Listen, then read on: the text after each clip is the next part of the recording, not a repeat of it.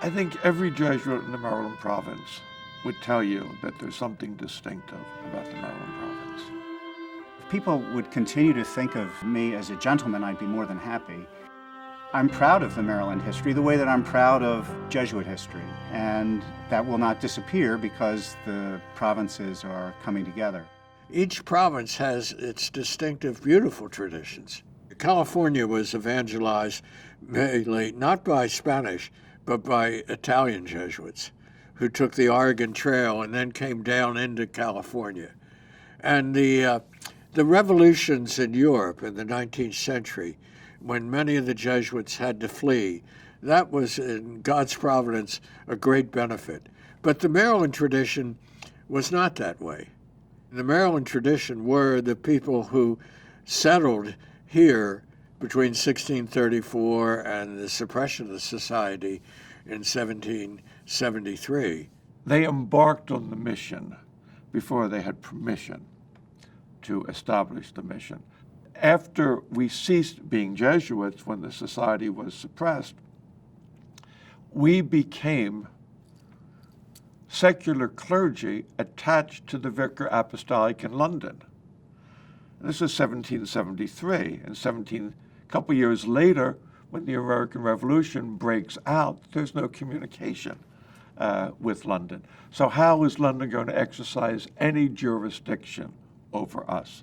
In a sense, we were a plant in a wonderful garden that was allowed to flourish without, dare I say, Episcopal interference.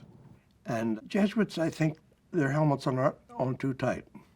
You know, there's a certain flexibility, legitimate flexibility in the way you imagine things and sort out their implications. Take my thoughts, O Lord, and my memory. My hero was Pedro Arrupe.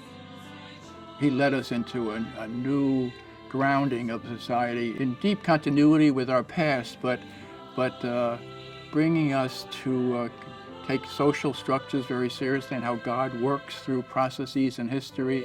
And he just sort of led us into a whole new way of looking at our own charism.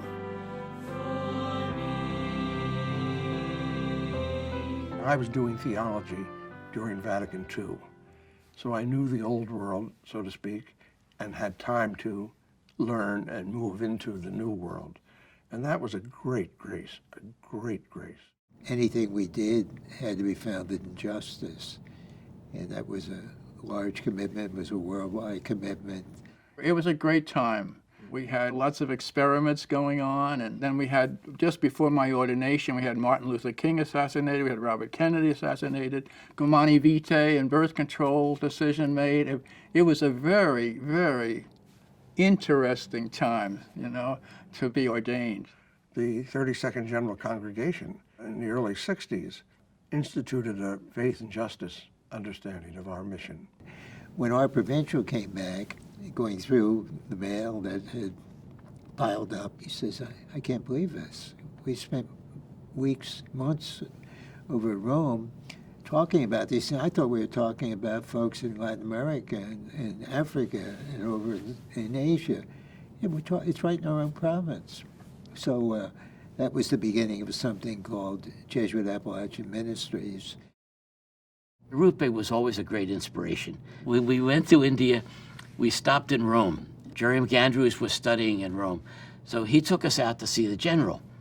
And when we got to the villa, this little Spanish brother let us in, sat us down. You want some tea? Do you want some coffee? No, we're here to see Father General. He said, I'm Father General.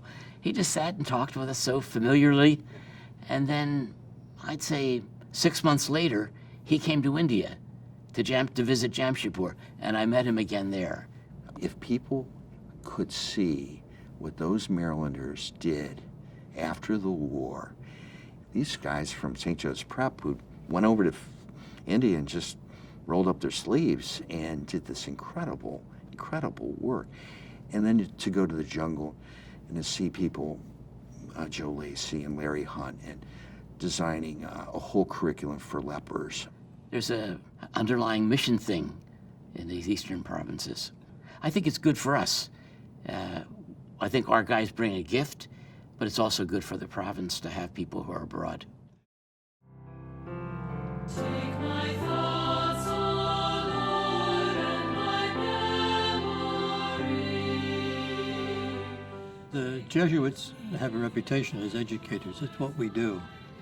Even when Jesuits go to foreign countries to start a mission, what's the first thing they do? They start a school, right? I think the schools provide a great opportunity to make a difference in the lives of not just the student who comes to these schools, but to the families. And I feel that if the Jesuits, and myself personally, can reach out and make a difference in their lives through educational enterprises, and then it's a great gift. So we have so many giants in this province that I was lucky enough to meet along the way. Father Walter Burkhardt, everybody knows him, a great man. He started, when he was in his 70s, a project called Preaching the Just Word, on how to preach about social justice.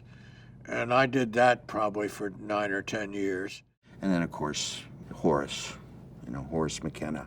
I always think of Horace as writing that article in the Washington Post, spending a night in a shelter and describing that experience, and now going to Washington and seeing a shelter named the McKenna Center, and going back to that Washington Post editorial and thinking about, but for that experience, so many things in the world of homelessness would never have happened. We don't want to lose all of this history that we had. So as we form a new province, and I always say we're not merging provinces, this is not, we're bringing in something new. This is a wonderful opportunity for us to start something brand new with brand new vision, brand new excitement that you do when you do a startup. We're all in this together, and the merger of this, or if you want to call this synergies, of the way we're going to be sharing energies through our various institutions creates a new way of evangelizing, which is being asked of us in the church. There's a ballast to be in a province because they're individuals, relationships you've known for a long time. But it is the broader thing. You enter the Jesuits for the universal society, and so there's an emotional side to a province, but also it's an administrative thing that can and should change as circumstances come along. The merger links up with demographics. I mean, how many people are we going to have in the province 10 years from now? And so that's going to change radically the education process, the process of ministries. That's the big question we face. How do you preserve the Jesuit tradition? How do you keep an institution Jesuit when there are fewer and fewer Jesuits?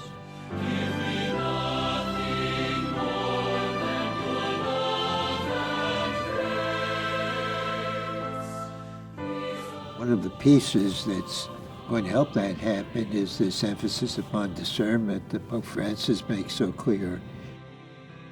Doing that at the larger level, communal discernment, and really asking ourselves seriously, are these things that we're doing, is this the best thing we could do? So, it's a time people can say, oh gosh, what a fearful time. Yeah, it can get pretty fearful, but what an opportunity.